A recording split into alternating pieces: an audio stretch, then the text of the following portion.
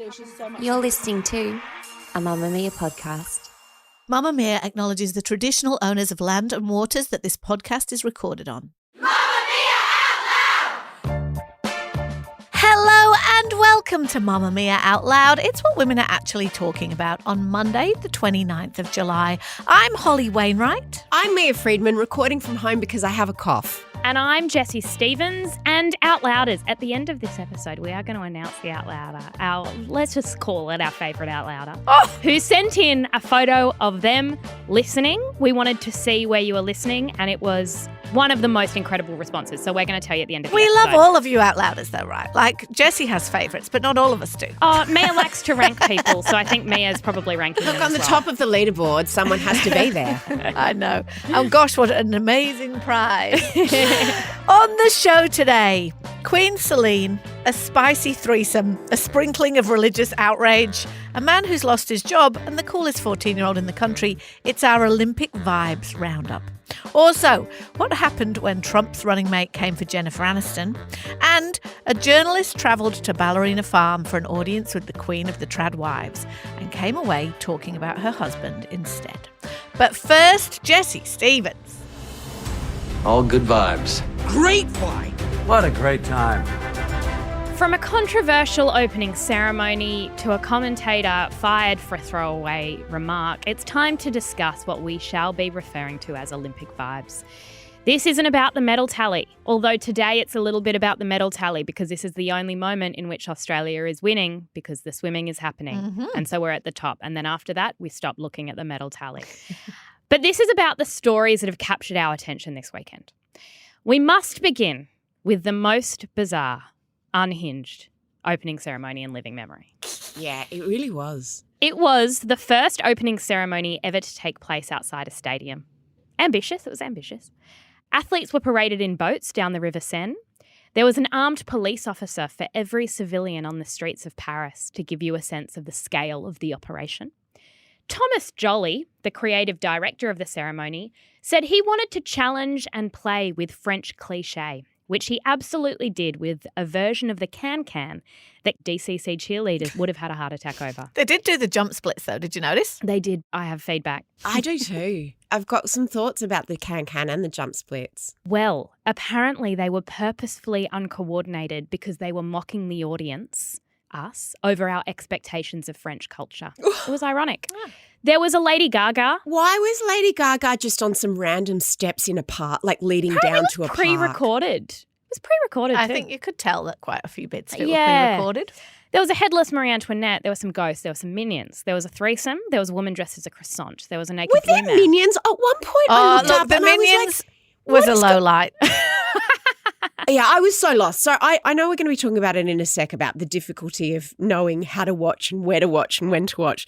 I don't even know when it was on live, but sometime on Saturday or Sunday, I can't remember. I was just like, I'd like to see a bit of the opening ceremony because probably maybe I have to talk about it. I couldn't work out really how to do that. And so then every so often I'd have it on in the background and I'd look up and then there would be so many random things. I kept thinking, oh, I must have accidentally sat on the remote and changed the channel because it now must the be Minions an ad are on. for the Minions. Yeah. Yes, I thought the same. So it was 3 or 4 hours, and no matter what you watched, you felt you were watching the wrong bit.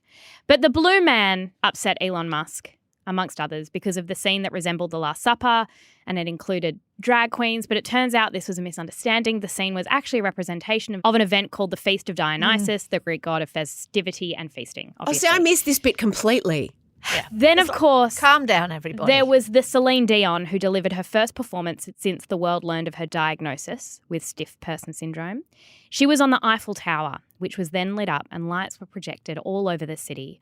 A lot of that was meant to take place upon the backdrop of a Parisian sunset, but the rain and cloud cover meant it was just all very grey. Holly, brilliant, batshit, or both? I absolutely think it was awesome. I was like, it was too long, it was too ambitious, it was entirely pointless, and I absolutely loved every moment of it. It's funny you should say that, Leah, about it's so hard to find out where to watch it, right? So on Saturday morning, I was like, kids, we're watching the opening ceremony. Then I turn on my app, my 9 app, and it's like part 1, part 2, part 3, part 4. Oh, I'm no. like, okay, well, we'll start. So I think we really leaned into 1 and 2, and then we kind of drifted. I just loved the ambition of it though, right? Because I've seen a lot of criticism. Mm-hmm. And it was one of those moments, when people are criticising something that actually you really enjoyed and you start second guessing yourself and going, am I an idiot? Do I have terrible taste? Am I wrong? Are they right? And I was like, no, it was bloody great. Like, normally the opening ceremony is in a stadium. Now, is that clever because you can control it? Yes. Is it clever because if it rains, you can close the roof and still do all the things you want to do? Yes. Yes. Is it better because you don't have to have one policeman per person on the streets? Yes. But is it more fun and interesting to just take over an entire city and have headless, beheaded women singing from windows, heavy metal bands dangling off balconies, like can-canners along Lady Gaga, as you say, just randomly hanging out in a park somewhere? Yes, It is more interesting. I loved it. This is why I love the French. And I felt exactly the same, Holly, because I was like, I am meant to think this is bad. And then I sat down and I watched the highlights and I went, this is phenomenal. What an opening ceremony normally does is it goes, this is the best that our country has to offer. Let's give you a taste of our history and our culture and our talent. And the French are so cynical and annoyed at tourists. It was a bit like you think we're just a queen without a head. Well, here she is singing and there's blood and, let me guess, the word ménage à trois? Well, here's a threesome. Like, they were just fucking The threesome was great. What do you This mean? was the bit that me and my children were really leaning into, and it was like leaning into Paris, the city of love bit. Yes. And there was this sort of pre-recorded bit with these three people looking at each other in a flirty way in the library, and then they run off up some stairs, and then they all start kissing. And Carl Stefanovic's like commentating, and he goes, "Oh, look away, children! Look away, children!" It was so great. Matilda's like, "Oh, I didn't see that coming." I just loved that. But it was so beautiful, like having all the musicians in the windows of these amazing buildings. Not every city in the world could pull that shit off. So I thought it was incredible. And it's the type of arrogance that you could only have if you've got the Eiffel Tower, Notre Dame, some of the most beautiful buildings in the world. They were like, we have a beautiful city. Our excellence is obvious. And now we're going to have a bit of a play. That's what I felt they did. And even though Notre Dame is still mostly under construction from that fire, so like a lot of it's just covered in scaffolding, they're like, let's make that a feature, not a flaw. So we had a whole section of like workmen bang, bang, banging on bits of Notre Dame. Like, it was a lot of fun. Can we talk about the athletes coming down in the boats? Yeah, see, what did you think about that? Look, I thought it was good for the athletes because one of the things, and a lot of the athletes don't even go in the opening ceremony because it's like there's a lot of standing around, there's a lot of walking. It's quite physically tiring. And if you've got events the next day or in the next few days, you probably don't want to do that. So a lot of athletes miss out. By putting them on barges and sending them down the river, it meant they could just stand still essentially, or they could sit down.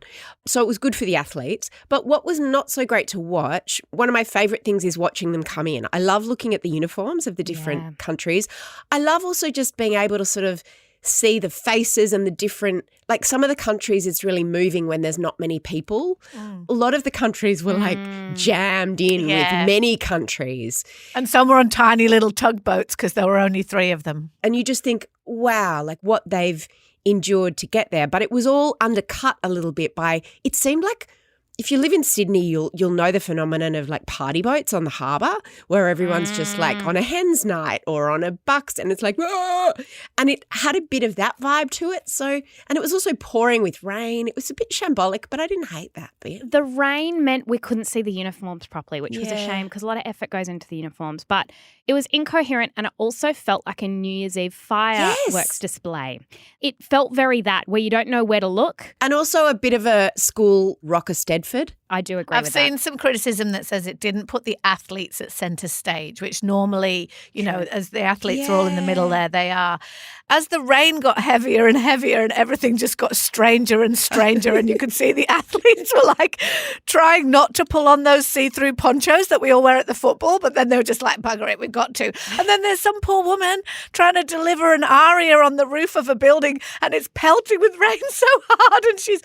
Honestly, the professionalism of those performers, they should get a gold medal just for enduring that. So one of the biggest challenges with this Olympics from a broadcast point of view is that all the action happens while we're asleep in terms of our time zone. It's not in a great time zone for Australia. So what that has posed is I'm used to having with the Olympics, I'm not interested in it at all until it's on, and then I love having it on just in the background. And like everyone, I suddenly get involved in sports I've barely even heard of before. What I'm finding is I don't know how to watch it, and is it just me? No, okay. So I came in this morning and I raised my voice at the editorial team and I said, someone needs to make me a tile on Instagram every day, once a day. Tell me what I'm watching and when. What are the events that I have to care about? Because my issue too is that I woke up on Sunday and I was like, all right, I'm going to watch everything that happened overnight. Yeah. And then they want to give me a highlight of a Boomers game. I'm like, no, I want to watch it beginning to end. I don't need the highlights. I want to watch it. I do not want to know what the result is. Oh, see, I only want to watch the highlights. Well, you can watch highlights on 9 now, definitely. But last night I saw someone post a thing of Simone Biles on her beam and I was like, excuse me, where was a PSA that we're all watching Simone Biles right now? It's very confusing. I was watching skateboarding. We're not watching the skateboarding. We're watching Simone Biles. It's important. So Mamamia is going to post on Instagram every day what you've got to watch, what time, and then we are in the process of working out where the hell you watch it all. I know if you go to 9 now, you can go down and it's got all of it. It's got like artistic gymnastics, badminton, canoeing. It's got all of it and you can click it and then it like helps you watch it. But then also Stan, you can watch it on Stan. It's great because there's a lot of options, but I actually just want someone to deliver it to me simply. And Jessie, I will fight you. The skateboarding was amazing. Like I was sad that I missed the gymnastics by accident, but I discovered that there's a 14-year-old called Chloe Kroll, I think her name is. She's the coolest little dude. She's for Australia, and I didn't even know you could go to the Olympics when you were 14. But she was interviewed afterwards and she qualified for the finals and she was just like, I'm just trying to do my best. And she was just so like cool. Is she going to get a gold medal? I don't mean to sound competitive, but But it was like this arena thing with like stairs and rails. Anyway, I didn't know much about skateboarding. I watched that too, Mia. I was with you on that. I was calling my children to come and look at the amazing Chloe. They were not very interested. I was like, she's a child and she's at the Olympics. What are you doing with your life? Yeah, anyway. So true. Unstack the bloody dishwasher, will you? Exactly. Look, speaking of time differences, on Friday morning, I got up at 3:30 to watch the Matildas, the first Matildas game. And it was not a happy experience. They lost and the stadium was empty and it was a bit sad. This morning, they played Zambia. Now, I did not get up at 3:30 because I had to get up at 5 to drive, blah, blah. You don't care. But anyway, so I missed it. And I arrive in Sydney and I grabbed my phone and they won, but they won 6-5. So shout out to all the outlouders who did drag themselves out of bed this morning to watch the Matildas look like they were going to lose again. At the 55th minute, they were 5-2 down. And then they went on to win 6-5. So 11 goals isn't generally the sign of a really high-quality football match, but we'll take it. They're playing to nearly empty stadiums, which must be very strange for them after their recent... Why? I thought they were rock stars. I just think that the women's football at this point, maybe the qualifying rounds and everything in Paris is not very high up on the desirable tickets. It's all been about the rugby sevens. And so I think they're just not drawing big crowds. So obviously any Aussies who are in Paris are going, but there's, these are big stadiums. Actually, it wasn't even in Paris. It's in Nice because obviously they play the football all over. So hopefully they will progress and the crowds will get bigger, but it's looking a little bit ropey for the Matildas at this point, but they pulled out the never say die today. I need to talk just for a moment about the swimming. I mean, the gold medals, I can't even handle it. I'm so excited. But the controversy about the commentator. So what happened, he's a guy called Bob Ballard. He's been commentating the Olympics since the 80s, and he was commentating for Eurosport, which I believe is a network. And it was after the Australian women's freestyle relay team of Molly O'Callaghan, Shayna Jack, Emma McKeon and Meg Harris won gold, and they collected their gold medals. It was an amazing thing for Australia and for these women. And Bob said, well, the women just finishing up, you know what women are like, hanging around doing their makeup. He tried to laugh off the comment, but his co-host was like, I think that's outrageous. And Eurosport took action immediately. There was an outcry and he's been removed from commentary at the games. Now, I'm not defending sexism. I'm not taking anything away from these outstanding women, but I just want to give a shout out to all the commentators who have to do a lot of padding. Like Karl Stefanovic, for example, and the commentating team for the opening ceremony.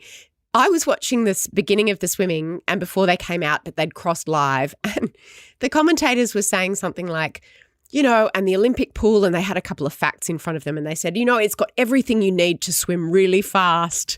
And I think it's so easy to sit at home and say, you shouldn't have said this and you shouldn't have said that. And of course, that's a silly sexist thing to say and you shouldn't have said it.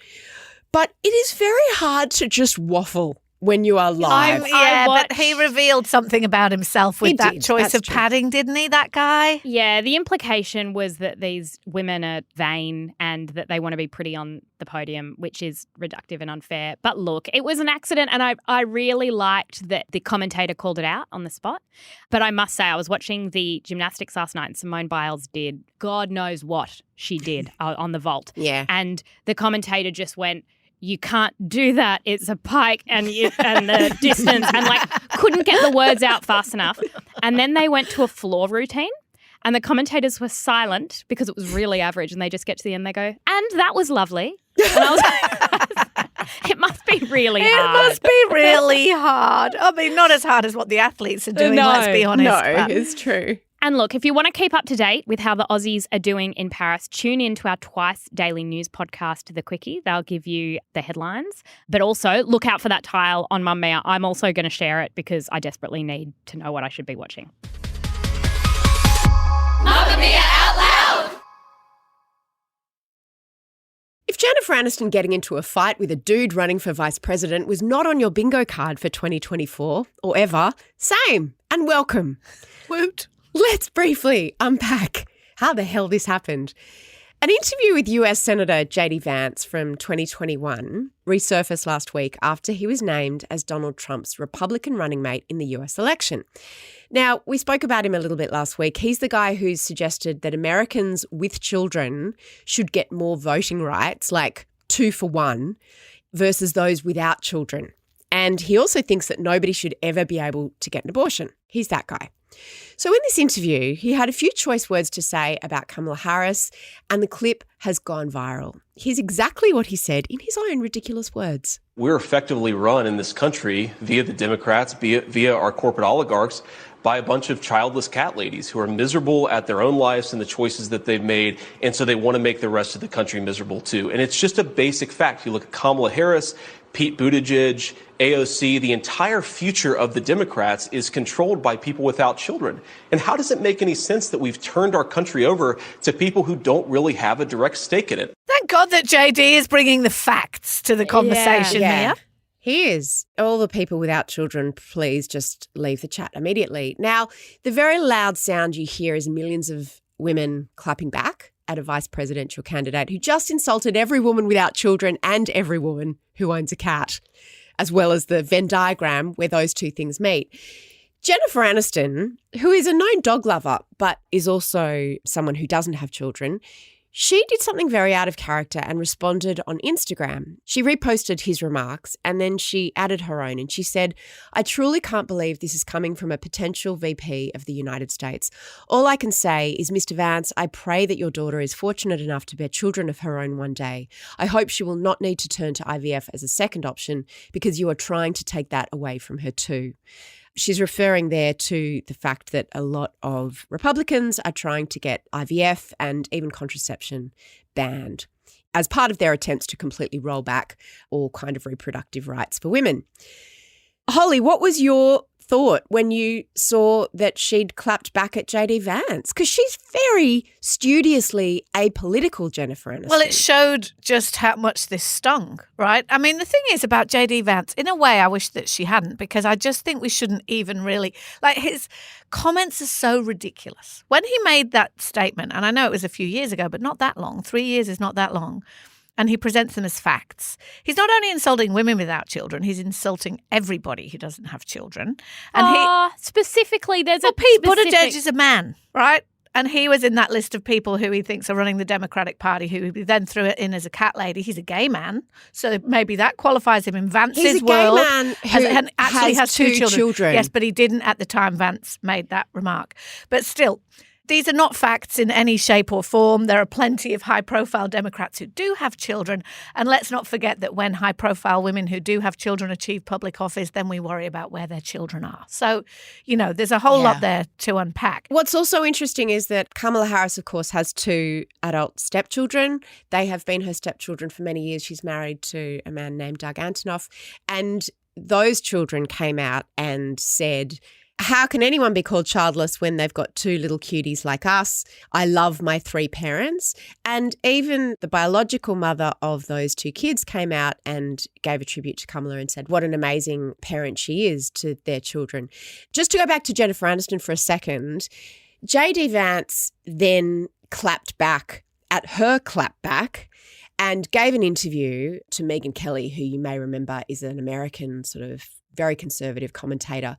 Here's what he said to her about Jennifer Aniston's comments. You have Hollywood celebrities saying, oh, well, JD Vance, what if your daughter suffered fertility problems? Well, first of all, that's disgusting because my daughter is 2 years old. And second of all, if she had fertility problems, as I said in that speech, I would try everything I could to try to help her because I believe families and babies are a good thing. That's the whole point, is if you believe families and babies are a good thing, you should be trying to promote the fact that we want to have a good family policy in this country. That is what's so profoundly wrong about where the Democrats have gone. Even he knows that his argument doesn't make any sense. And also to the point about Kamala Harris and her stepfamily, what he basically has done is he's painted any kind of family that is not a heterosexual man, woman who are still together and living in a home with their children as basically invalid. And there are a lot of Americans who fall into that bucket. I can't see how this is smart. But back to Jennifer Aniston for a minute. You're right, Mia. She very rarely comments on this stuff. And she could comment on it all day long, right?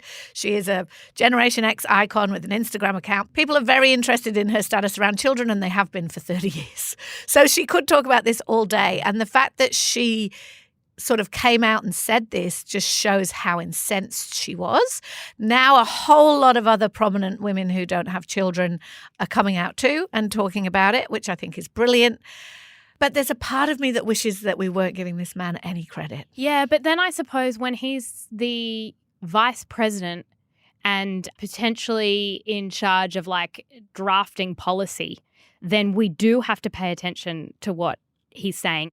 The implication of what he's saying is that we want to treat a subset of the population as less human, less worthy, and we want to strip them of certain rights. To suggest that one vote is worth more than another is so Well, he wants horrifying. more rights for the people he approves of. So to the point that you made, Mia, about what he thinks should happen to kids, is he thinks that every child in America should get a vote, but that vote goes to their parents, right? So that if you have more kids, you have more votes. And all this pairs back to the idea that he's like, if you don't have children, you don't have a stake in the future of a country. It's just such an intensely strange idea. What's even more insidious about that is this idea of the children get votes and their parents get those votes. I know we're going to be talking about Ballerina Farm and tradwives shortly, but the very highly religious, conservative, Christian branch of the Republican Party, what they have in common is that they have a lot of children. So you're talking about a group of people who have 8, 9, 10, 11 children, if you think about the Duggars, and 15 and counting. So you're talking about overemphasizing the political power of people who are innately extremely conservative and religious. That's not just unfair and hurtful. That is actually chilling. I also reckon it's worth unpacking the cat lady stereotype a little bit and what that's code for. Because what you're saying when you call someone a cat lady, because it's thrown around a lot, it's not just about owning a cat. You're suggesting that there's something mentally unstable, that they're isolated, that the only thing that will give them affection is a cat. And even the way that he used the word childless, I mean, we've had this discussion on the podcast that there are a lot of women who identify as child-free, that there's something lacking about them. I just think it betrayed so many awful opinions about women and their purpose and their existence. And if a family has one child or no children or 3 or 8, what that does to a woman's life is not the same as what it does to a man's life. And I think that's something that he's not quite acknowledged. So what's been interesting, of course, is the internet at its finest. Women have reclaimed the idea of being childless cat ladies. A friend of mine, Laura Brown, who is an American journalist, she posted a picture of herself and her husband and her cat in like a handbag, and they were going on a trip, and she's like, childless cat ladies, we ride at dawn. Gloria Steinem posted a photograph of herself with her cats.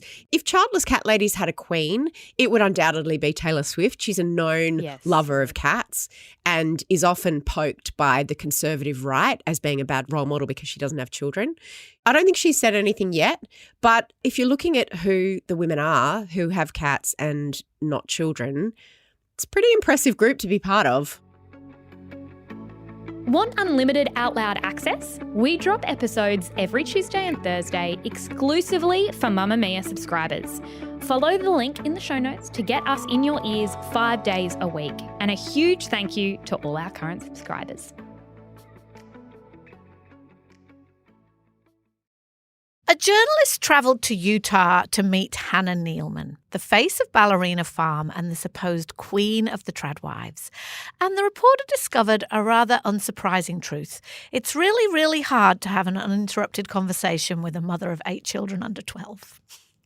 Quick catch up if you're not one of Hannah's 9.3 million Instagram followers.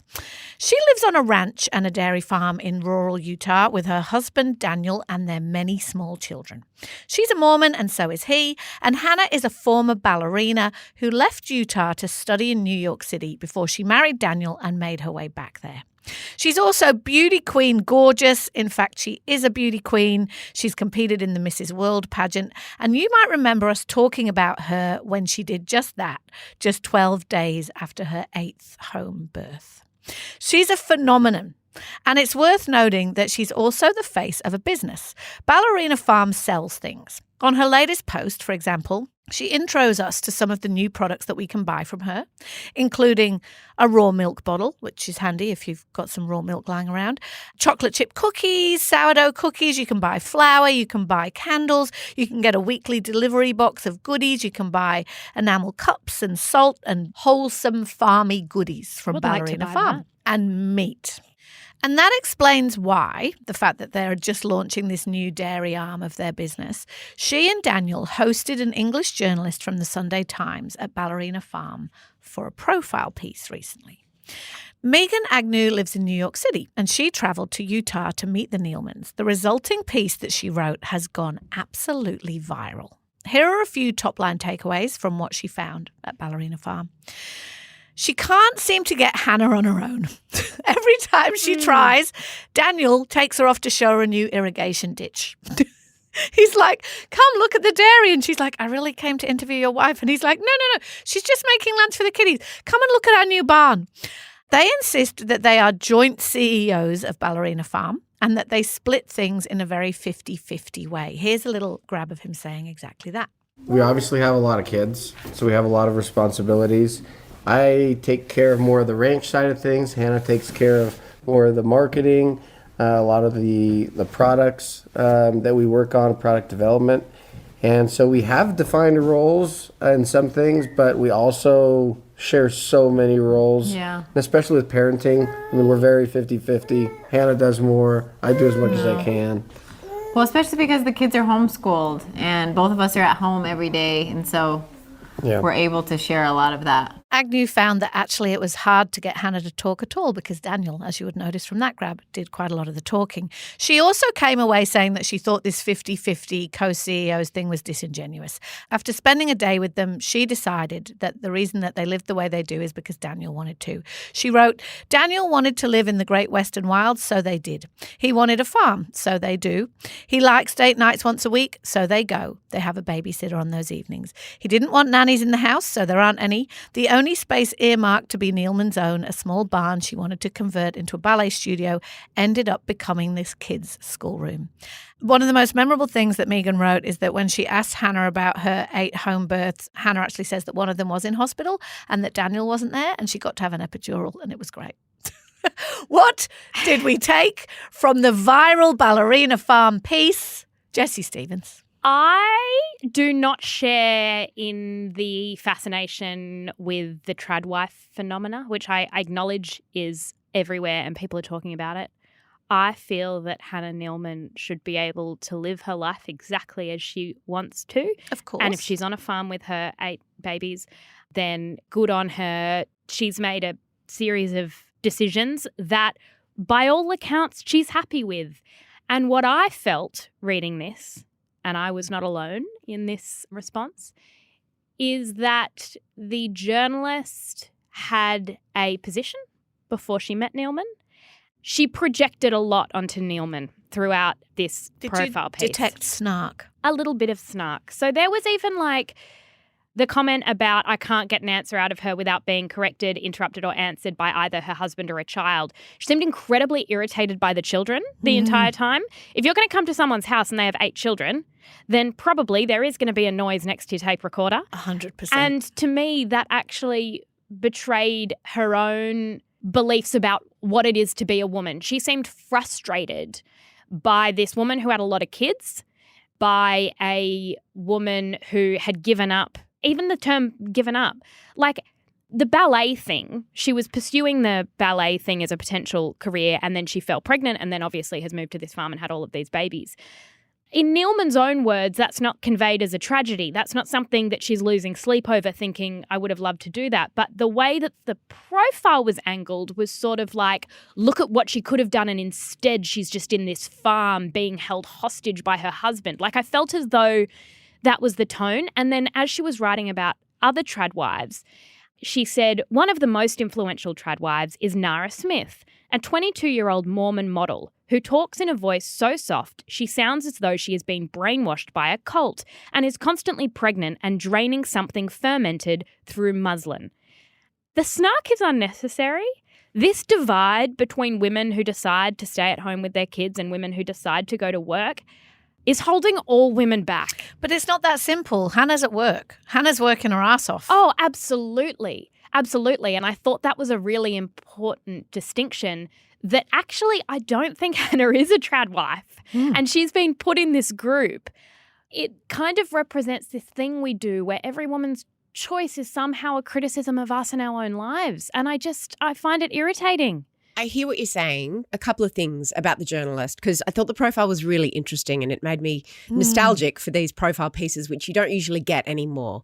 You know, famous people don't have to talk to reporters. They can just put stuff out on their Instagram. What you get in a good profile piece like this is observation. You get the subtext, right? And so the subtext that came through this was that Hannah Nealman was not a woman entirely in charge of her own life, and that there was a tension between how their life was being portrayed, certainly on Instagram, and also to the reporter, and how her life actually was. And I think this is a criticism that's really common when people are looking at tradwife content and tradwives themselves, because there's this very picture-perfect, idealistic portrayal of life at home, being a tradwife, being a homemaker, having all these children, making everything from scratch, not having devices, not having takeaway, not having any support or childcare or childbirth drugs or any of those things. And that's really ideal and everyone's very happy. And then there's the reality of what that's like. And I might be being a little bit coloured because I just, for No Filter, in a couple of weeks, you'll be hearing an interview I did with a woman called Tia Levings, who was a tradwife and escaped, again, part of a Mormon culture. And I think that it's not unfair, Jessie, about what you say, that the reporter was projecting a lot. I think there's some truth to that. And I got frustrated with the reporter, for example, when Daniel, the husband, kept taking her to show her ditches and time was ticking down because she only had 4 hours. If I'd have been that reporter, I would have said, I've only got another hour. I actually need to go and talk to Hannah. And I would have also specified to Hannah, hey, you've got so many children. Will we have a time? And maybe she did this and it was ignored or she didn't recount it in the piece. But will there be half an hour for us to just duck away ourselves? Because you say she was irritated by the kids being around. Can you imagine trying to conduct an interview with your subject being interrupted constantly by 8 children? Like that, to me, that's just not professional. I don't think that's fair, right? Because a profile is sort of about following someone around Yeah, in but their own life. Yeah, but the thing is there's usually two parts to it. So this kind of immersive profile is exactly that. You'll follow them around for a day and you'll watch them milk the cows, but then you need some interview time, and that would generally be carved out for you, and maybe it'll be on a different day, or maybe it'll be part of that day when you will get, like, you're going to get an hour sit down. This sounds like a misunderstanding in terms of like the terms of what was being done. No, see, that's what the reporter was saying. It wasn't a misunderstanding. She saw it as deliberately running interference and being very distracting, so that whether either it was Hannah's idea or Daniel's idea, which was the implication, that Hannah didn't get any time alone with the reporter. Now, that's interesting to me because it's also not entirely made up, this idea that she's perhaps not entirely 100% happy, because they do talk about what her aspirations were, because Hannah also grew up in a Mormon household. She was one of 9 children, and she loved ballet, and she got so good at it that she got into Juilliard, which is like the best ballet school in America. She asked her, was it your dream to be on a farm? She goes, no way. My dream was New York City. I just wanted to get off that kind of life and have a different life and basically be Carrie Bradshaw, but with ballet and live in the city. And what happened is that then Daniel's telling of their courtship, which could be seen as romantic or could be seen as a bit nefarious, because he said, I saw her and I was like, let's go, let's get married. She's the one for me. But she wasn't so keen. She wanted to go to New York and keep going to Juilliard. His father owned the airline that she was traveling on, and he arranged to be sitting next to her on a flight because she didn't want to go on a date with him because she wanted to pursue her ballet. She didn't want to get married. And then he won her over and they started dating, and she still didn't want to get married. And he said, no, this isn't going to work. We have to get married. And then she was pregnant with 2 children in quick succession. We're very intent on painting her as a victim. And I think that there are a lot of women who would look at their lives and go, of course, this isn't how I imagined it. I'm not living where I thought I would 100%. Live. I'm not doing the job I thought I would do.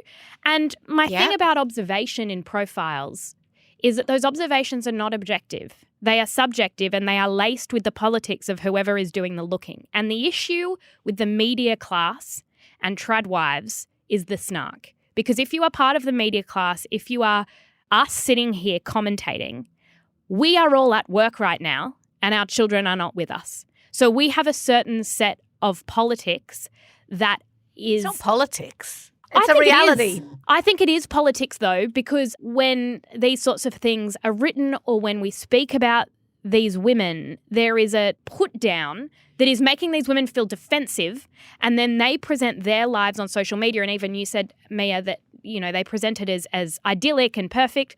Well, you could say that career women who are, say, in an office every day do the same thing to a different extent. The girl boss era, the pendulum swung so that having a career was the idyllic thing. So I agree with you on a lot of what you're saying, right? I think 100% there's a level of sort of snark when we look at these tradwives, but that isn't why I'm fascinated by them, right? I don't think they're victims. They're selling us something. That's what you've got to remember here, right? Is the reason they let Megan Agnew go onto their farm and spend a day with them is because they're selling us something. She's got nearly 10 million Instagram followers and more on TikTok. Mm-hmm. She knows exactly what she's doing. And they're selling harried, ordinary, mostly urban and suburban women a dream, right? That's what they're doing. I thought they were selling meat and milk. No, they're selling us a dream, which is like any product, right? Is that you do it through your dream and an aspiration.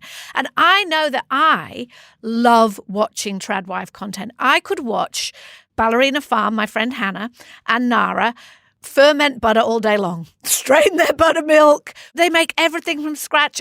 I would never do it. I love it. It's soothing. Like sort of porn. It's like house porn. Like my fantasy, it's not what I would necessarily like my life to be like, but I totally find it soothing, appealing and all those things. And I wrote a piece a while ago about how it's kind of self-harm for millennial mums, because very many mums wish they could spend more time with their children than they are able to because of the demands on them financially and otherwise.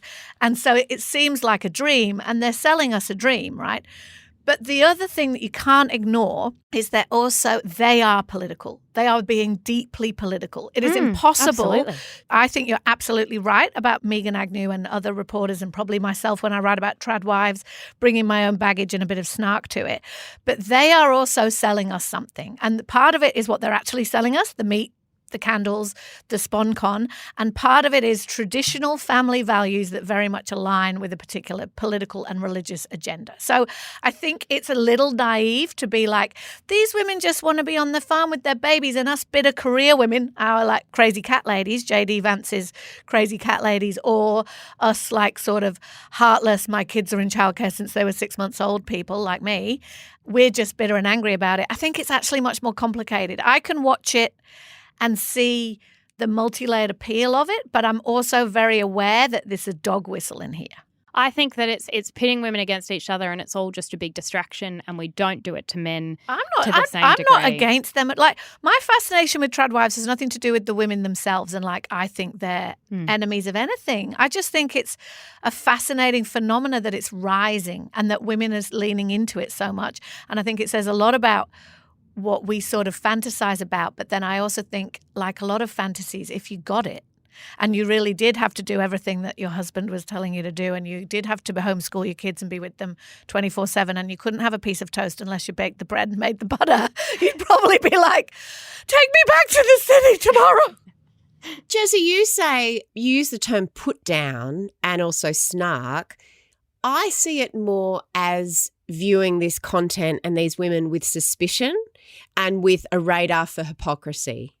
Because when something doesn't seem right, like isn't a reporter's job to interrogate something, to sort of scratch below the surface and what's being presented and the spin and the gloss and the PR when we're being and the Instagram sold something. And the we're so happy, when we're being sold something, and actually interrogate, well, hang on a second, is it as good for her as she thinks? How does that's even that so patronising? work? I mean, even it was interesting is it as when good for her? But it was interesting when he said, "Oh, it's 50-50. She does more, I do less," and I'm like, "That's not 50-50." But also, I just think it's interesting to explore it. I think that it's really simplistic to say it's women against women and everyone's trying to justify their own position. I think that in the same way that we interrogate the photos that the Kardashians put on Instagram to say, hang on, is this real? To me, this journalist was doing the same thing, saying, is this real? Are these trad wives real? When Nara Smith is making butter from scratch while she has 3 children or 4 children under 3 or whatever it is, who actually is looking after those children while she does that? Oh, I don't like that argument. No, I don't like it either. The husband. Yeah, and anyway, like that's just like saying, "What are you doing when she's working?" What all these women are doing are working. No. I don't mean that she should be doing both, but I'm saying for most women who are at home with children as primary carers, and that's what trad life is about. It's about reinforcing gender roles and about women being homemakers and men being breadwinners and men being the head of the household. So when she's doing that, when she's spending, and of course the 4 hours it takes to make butter from scratch and bread from scratch and cheese from scratch to make the toasty is condensed into a really cute little 90-second Instagram video. Today we're making some Turkish eggs. So I started off by straining some of Daniel's homemade yogurt in a cheesecloth and hung that so it could get a bit thicker. Then I washed my butter. Who is looking after the children for 4 hours? If it's her partner, that's another thing. But these children that she has as part of this tradwife gender role, they sort of just seem to disappear. So I think that being suspicious and interrogating potential hypocrisy there is just saying, are we setting women up to fail? Are these women being deceptive in setting other women to fail by selling something that's actually not entirely true? I think that there is a branch of feminism, and it is not a big branch, but it is a branch, where if we're truly honest with ourselves, then it is women who think you cannot possibly be happy at home looking after children. And walking into that situation, it was like, she can't be happy. Surely she can't be happy. I think that is degrading to women. I think it's offensive. And I think that we're radicalising each other on either ends. But Jessie, what about the fact that for a lot of women who are at home full-time looking after their children, their lives look nothing like this? Of course they don't. So these women, like you're pitting it in a very simplistic view that we're talking about career women versus women who aren't working outside the home. I don't think that's what tradwives are about at all, because they're selling a model of being at home and being a full-time carer that is disingenuous, because they are working. They are working. I agree. And also for a lot of mums, including myself and parents, getting any kind of meal on the table is hard enough, right? Getting your kid to eat it is hard enough. And then I've now got this standard over here of like, well, did you make that butter? Like, I didn't even know you could make butter until I started following nourishment. I didn't either. So, like, I know what you're saying, and I agree and sympathise with a lot of it. I think we have to absolutely do away with any kind of lean-in era snark about women who don't want to be climbing any ladders. But these women are working, and they are selling us a different kind of bullshit. Outlouders, we're going to be talking about this more on Friday. Tell us what you think in the Mamamia Outlouders Facebook group, or you can send us a voice note to outloud@mamamia.com.au. We would love you to be part of the conversation and join us on Friday where we will pick it up. Outlouders, what embarrassing or cringy moments do you think about when you wake up at 2 a.m? On last week's subscriber episode, we shared our embarrassing moments, and if you want to have a listen, there's going to be a link in the show notes. And before we go, we are going to announce the winner of the prize, because we always need a winner. The prize we made up on the spot, which was signed copies of our books. It is going to an outlouder named Sophie Council, who listens to Mamamia Out Loud from Mawson Research Station in Antarctica. And we're just so glad she's found Wi-Fi. We don't understand how the Wi-Fi works down there. She has penguins. The penguins really sealed the deal for me. Exactly right. We will be signing copies of those books and sending them to, we don't know. Tell me, will they get there? I don't know. I was going to just get our producer, Em, to do it. That's going to, honestly, the things that are on your list as an Out Loud producer. Em, find out how to send 3 books to the penguins in Antarctica.